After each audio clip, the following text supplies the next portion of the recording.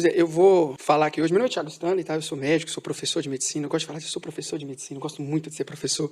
E eu vou falar um pouco hoje sobre bolinhos de chuva. Tá? Me chamaram para conversar sobre esse tema, um tema que eu adoro, né, que eu acho que todos deveriam gostar bastante. E, claro, vou falar um pouquinho sobre planejamento cotidiano para a gente alcançar, né, bons resultados. Mas o foco realmente é no bolinho de chuva hoje.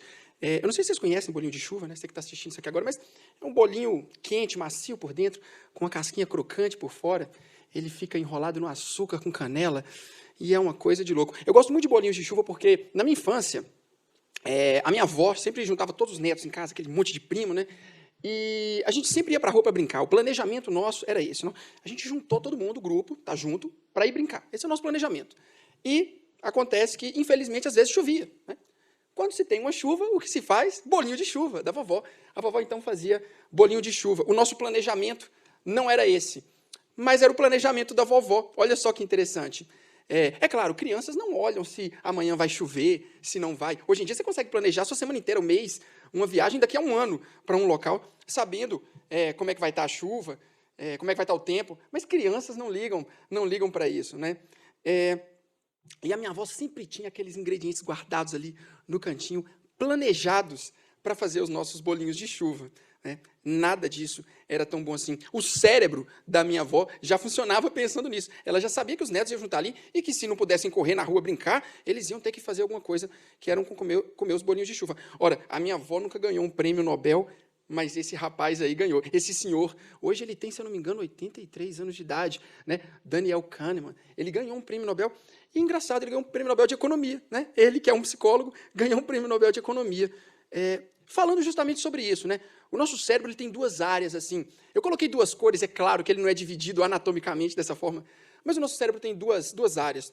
Ele tem uma área com poder de decisão, que o Daniel chamou de tipo 1, e uma área que o Daniel chamou de tipo 2, né? A área de decisão do tipo 1 são aquelas decisões do dia a dia, do cotidiano, sabe? Aquela decisão automática, você não pensa muito para fazer, você não se imagina escovando cada um dos dentes quando você vai no banheiro. Quando você está dirigindo e um carro te fecha, você não imagina que você tem que girar o volante 45 graus, reduzir. São automáticos. É isso que aquela indústria, né, que tenta vender para a gente o tempo todo, usa. Ela tenta mexer com o lado 1 do nosso cérebro. Vamos chamar esse lado 1 de emocional. É um lado mais impulsivo. E o lado 2, de acordo com Daniel Kahneman, ele usa um nome muito legal. Ele chama de homo econos, né? Homo econômicos, né? Seria um homem que raciocina para tudo. O lado 2 do nosso cérebro seria aquele lado que fala o seguinte: olha, se eu tomar essa decisão amanhã, vai ser bom porque vai sobrar mais tempo para eu fazer tal coisa. E ela consegue ali colocar nos mínimos detalhes os nossos planejamentos, né? O Daniel Kahneman faz isso para poder mostrar para você que a boa parte das ações do nosso dia a dia, elas são assim. Elas são cotidianas, né? Elas são inespecíficas. Você não pensou para fazer boa parte delas. Quando você acorda de manhã e joga uma água no banheiro, você não planejou no outro dia. Amanhã eu vou acordar e jogar uma água no meu rosto. Você não faz isso. A gente faz isso cotidianamente. Tem uns estudos que mostram que mais ou menos 200 microações do seu dia são ações desse tipo, do tipo 1 do nosso cérebro, que atuam de maneira repentina. Isso é ótimo. Você já pensou se você tivesse que sentar para poder elaborar cada uma das suas 200 microações do dia seguinte? Uma coisa eu te garanto, você não ia usar o seu dia. Cada dia seu ia servir só para planejar o dia seguinte. Mas não funciona assim. Graças a Deus que não funciona assim. Quem aguentaria, não é? É você fazer tudo isso. Como que funciona esse lado 1? Deixa eu dar um exemplo para você. Esse lado que não planeja, esse lado que age. Porque às vezes você pode estar achando que ele é um lado do mal e ele não é. Quem aqui nunca passou pelo processo de tirar carteira? Você está lá tirando carteira, como é que funciona? Carta de motorista, para quem é de São Paulo, carteira, para quem é de Minas, você senta no banco, você abre a porta, entra dentro do carro, senta no banco, confere o banco, coloca ele na altura certa, olha os espelhos, retrovisores, os espelhos da frente, olha o outro, aí você ajusta os espelhos, depois você coloca o cinto de segurança, aí você pisa na embreagem, aí você esqueceu, não era para pisar na embreagem, era para ligar o carro antes, aí você coloca no ponto morto, liga o carro antes, pisa na embreagem, coloca na primeira, solta a embreagem lentamente enquanto aperta o acelerador e o carro morre. É isso que acontece quando a gente está aprendendo. Ora, essas microações hoje em dia, para a maioria que dirige aqui, sabe que não acontecem no nosso cérebro. A gente simplesmente pega o carro e sai dirigindo por aí. Ninguém planeja passar a segunda para a terceira marcha, né? Você não pensa, olha, quando o motor chegar nesse giro, eu vou passar a marcha. Ninguém faz isso. Tornou-se automático. Se a gente fosse estudar um cérebro humano enquanto ele faz todos os movimentos, você veria que a chance de você bater o carro saindo de casa, ela é muito maior do que a gente bate. E olha que tem gente que bate muito o carro. E ainda assim, essas habilidades são conseguidas porque, inicialmente, você planejou. No dia que você estava lá sentado, você treinou para isso, você planejou as suas tarefas.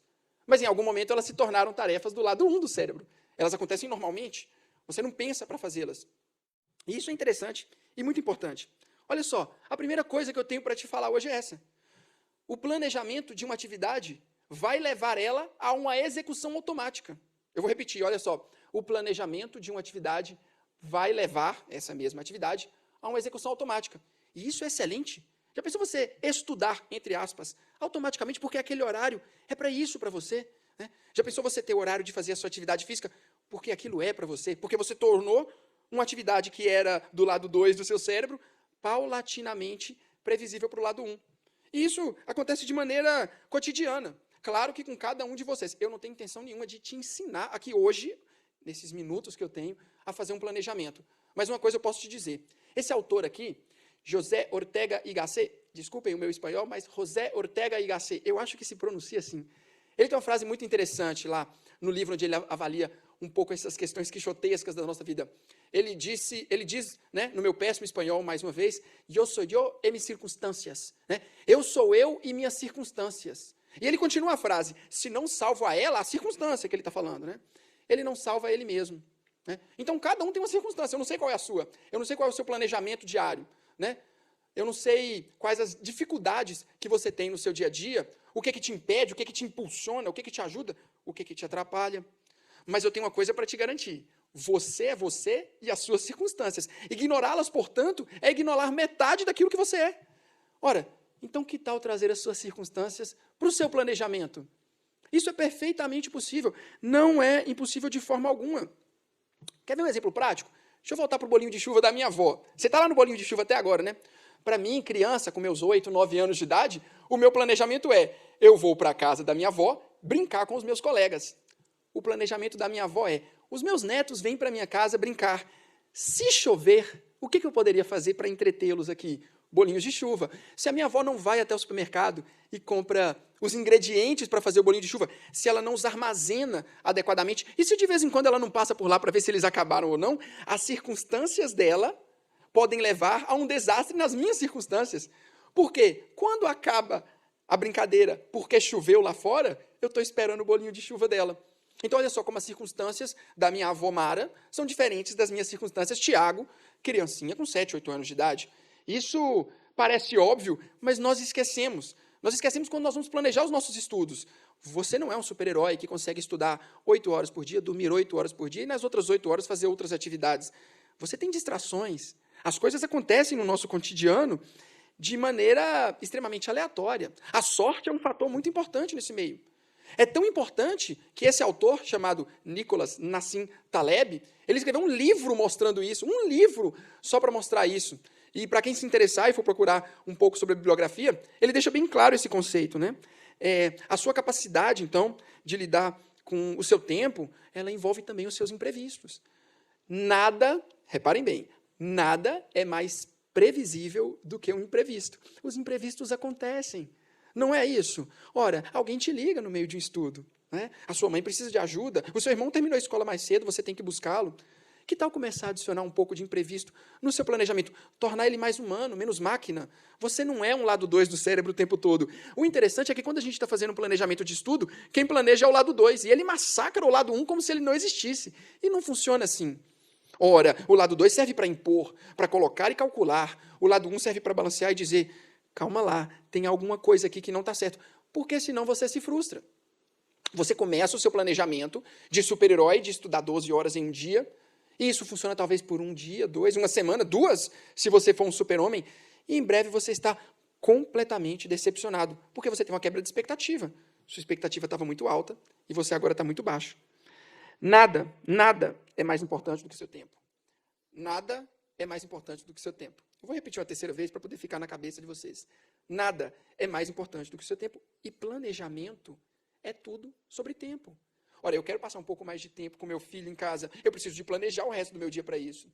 Talvez você queira passar um tempo conversando com a sua avó numa tarde de quarta-feira. Você precisa planejar para isso também. Planeje, reveja o seu planejamento e descubra como ele está falho e como você pode consertá-lo. Use o lado 2 do seu cérebro. Ele é tão importante, esse processo, que teve gente que estudou ele mais a fundo. Essa é a psicóloga Bluma Zeigarnik. A Bluma é uma psicóloga muito interessante, porque ela observou uma coisa que eu acho que acontece todo dia e ninguém nunca observou. Ela estava um dia lá, então, sentada num bar, imagino que com uns amigos, talvez, com um grupo de colegas, não sei, e ela reparou que os garçons não se esqueciam dos pedidos que foram feitos nas mesas. Olha só que interessante, o garçom fazia o pedido, ele anotava, claro, para conferir depois, mas na hora de pagar ele sabia exatamente o que falar ao caixa, o que aquela pessoa comeu. Mas o interessante não é isso. É que a Bluma descobriu que assim que o casal pagava a conta e ia embora, eles esqueciam, completamente. Eles esqueciam daquilo ali que eles tinham feito, eles se esqueciam, os garçons, dos pedidos que as pessoas acabavam de ser feitos. Ora, o que aconteceu no cérebro dessa pessoa para em 15 segundos ela esquecer uma informação que ela já tinha? Aconteceu o efeito Zeigarnik. Né? Uma mensagem, uma imagem, uma tarefa inacabada tende a ficar na sua cacholinha, no seu cérebro, até que você a realize. Né? Enquanto você não realiza aquela atividade, ela fica ali te massacrando, né? Ela fica ali te gasturando, se existe essa palavra. Né? Ela fica ali tentando acabar com o seu raciocínio, porque o seu cérebro está sempre lembrando, tem alguma coisa para você fazer ainda. Mas o mais interessante, e eu estou aqui não é para falar da psicóloga, eu estou aqui para falar de descoberta que fizeram justamente no estudo dela. Olha só que interessante, descobriu-se que a câmera fazer a atividade realmente remove ela do seu cérebro. Isso é coisa mais interessante ainda. Descobriu-se que o fato de anotar essa atividade, estudos psicológicos sobre isso, que quando você anota as atividades, você sente, né, você tem essa sensação de que aquela atividade já foi parcialmente cumprida. Aquilo alivia um pouco o seu cérebro, te dá a capacidade de estudar o que você precisa. Então, mais uma vez, a psicologia te mostrando a importância de fazer o seu planejamento adequado, cotidiano, né, no dia a dia mesmo. Você não precisa planejar as 200 microações. Agora, boa parte delas, sim, planejar alivia o estresse. Alivia muito o estresse. Aquele estresse de luta, de embate. Ora, recentemente eu li um livro, reli, na verdade, talvez pela 4ª vez, que eu sou apaixonado nele. Eu vou ser bem sincero, eu nunca comi lagosta. Mas se tem um cara que entende de lagostas, é o professor Jordan Peterson. Né? O Jordan Peterson, então, é um psicólogo clínico. Existe essa diferença, né, em alguns lugares, psicólogos clínicos. Né? Ele é um psicólogo clínico e ele trouxe uma coisa muito legal sobre as lagostas. Eu não sei se vocês sabem aí que está assistindo agora, mas a lagosta tem um sistema serotoninérgico. Sim, exatamente igual ao nosso. Se você der antidepressivo para a lagosta, funciona. Né? A lagosta tem um sistema serotoninérgico. Mas o que tem a ver a lagosta com o meu planejamento? Tem tudo a ver a lagosta com o seu planejamento. Ora, se vocês conseguem ver essa imagem aí, tem 2 lagostas brigando. Elas estão ali brigando por um alimento, nesse caso, um peixe que uma lagosta pegou. Mas poderia ser por território, talvez por uma fêmea, por acasalamento, não sei. Mas é interessante. Essas lagostas, quando se aproximam e elas funcionam por sistema serotoninérgico, elas têm 3 formas de brigar. Na primeira delas, elas simplesmente ficam uma de frente para a outra. E é claro que a lagosta maior e mais forte tende a espantar aquela lagosta que é mais frágil. Né? A lagosta que é mais pequenininha, menos vermelha. Né? E aí, pronto, evitou-se o combate. A lagosta que ganhou libera muita serotonina. E isso funciona tanto no corpo dela que ela cresce. Ela fica mais vermelha, ela fica mais forte. Tá, mas tem o segundo nível de combate. Se isso não resolver, ela solta hormônios na água. E o hormônio mais forte, é claro, espanta a lagosta mais fraca. E mais uma vez, a que ganhou tem a serotonina aumentada, e ela fica mais forte, mais vermelha, e com o hormônio mais forte. Eu acho que vocês já entenderam onde eu quero chegar. Porque o terceiro nível de embate é o combate físico. Invariavelmente, nesse ponto, uma das lagostas morre. Ou as duas, pelos ferimentos. Elas não querem chegar nesse nível. Mas quando elas chegam, adivinha o que acontece com a lagosta maior? Ela cresce, ela fica mais forte e mais vermelha. Vocês entenderam o que eu estou falando, né?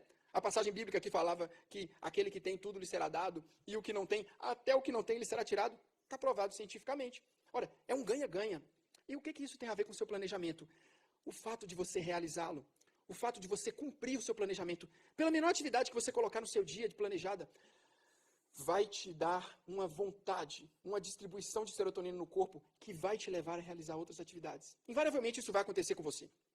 Invariavelmente isso vai acontecer. Você pode não perceber de primeira, mas ao longo do tempo isso vai ficar tão claro que as pessoas ao seu redor perceberão. É aquele famoso discurso do arrume a sua cama pela manhã. É uma pequena tarefa, mas que tem uma capacidade de liberar serotonina para você que você não acredita, tá bom? Então, o hábito de planejar as coisas pode sim, né, mudar os nossos ganhos, tá bom? Olha, mas eu estou aqui para deixar uma mensagem final para vocês, tá? Eu espero que vocês tenham entendido o nível de planejamento, o nível da importância do planejamento.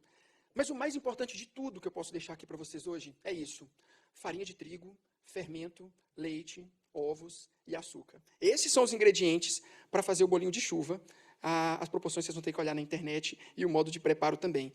Mas se vocês me entenderam, vocês sabem do que eu estou falando. Muito obrigado e boa noite.